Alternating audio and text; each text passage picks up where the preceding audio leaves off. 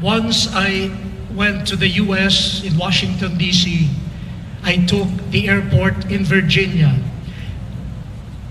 My brother and cousin who met me said, wala kaming oras magluto ng lunch, so let us just eat in a nearby Vietnamese restaurant. Go, sige, basta I want to eat and then sleep. So kain kami. Yung Vietnamese soup, how do you call it? Pho. Any Vietnamese here? Is it pho or pho? Pho. Fa, sol, la, ti, do. So, wow, and I was, ang sarap talaga. Naglalaway ako. And then, when we were about to end, we were deciding whether to have coffee or dessert.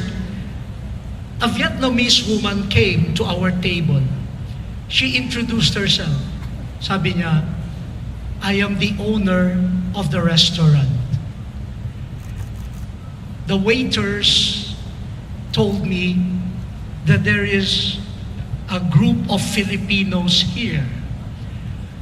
Sabi niya, kasi I have instructed my employees, whenever there are Filipinos who come, call me. Yeah? I said, oh yes, we're from the Philippines. Then she said, I was one of the boat people. I was one of the refugees that escaped from Vietnam. And I landed in the Philippines. I stayed in Palawan for many years. You welcomed us.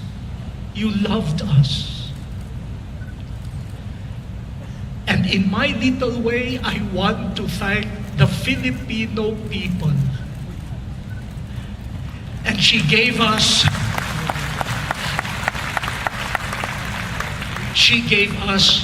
free dessert.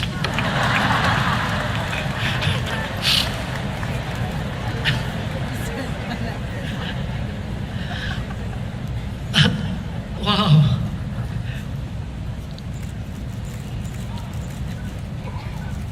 And she was a Christian, a Catholic.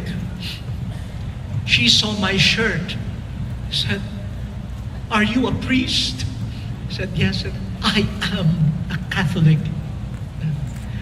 And said, I was so blessed to have landed in the Philippines. My faith was nurtured.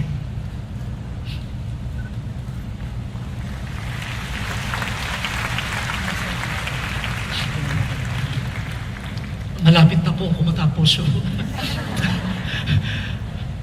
But wow, you enter the wounds of the people. And in those wounds, memories of love, memories of compassion, memories of being recognized as a brother or sister will remain. And they journey to new life. I visited Lebanon, one of the refugee camps. Refugees from Syria, Iraq, Afghanistan. Then I had a session with the Caritas workers, volunteers, and I saw how tired they were. Naaawa rin ako sa mga volunteers kasi they see daily disaster. Parang every day is bleak, every day is dark. So in our session, I told them to also look for signs of hope. Wag lang kayong magkwento ng mga problema. Let us exchange stories of hope. Yes, in the open wounds of Christ, you will find life. Tell us stories of how you found life as you entered the wounds of our brothers and sisters. And there was a fine Lebanese woman, her name, Joan d'Arc, Joan of Arc. She volunteered, she said, I have a story to tell. May kwento ako. Sabi niya, ang specialization, the specialization of Jeanne d'Arc is caring for illegal migrants. Those who are arrested and put into detention cells. And she has taken care of many Filipinos in Beirut.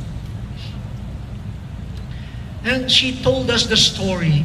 One day, she was invited by Caritas Syria to train some people in the ministry, pastoral care of illegal migrants. So she volunteered. She went. She slept in the house of some sisters, religious sisters, and every day she would take a taxi. Yung katulad nung kwento kanina ni ano pangalan niya? Ni Eric ba? Or Ernie.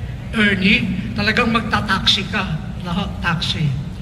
So one day, she took a taxi, reached the place of the seminar. She asked the taxi driver, "Magkano? How much do I pay?" And the driver said, "No." And she said, "No, I have money. May pera ako. I can pay you." And the driver said, No, you don't have to pay." She panicked. Sabi niya, "Nako, what payment will this man ask for?" So sabi niya, she was already almost screaming. Sabi niya, "No, I have money. Accept my payment. Tell me, how much? And the driver said, "But how could I accept money from Caritas? How did you know that I work for Caritas?" And the man said, 3 years ago, I was in prison in Beirut.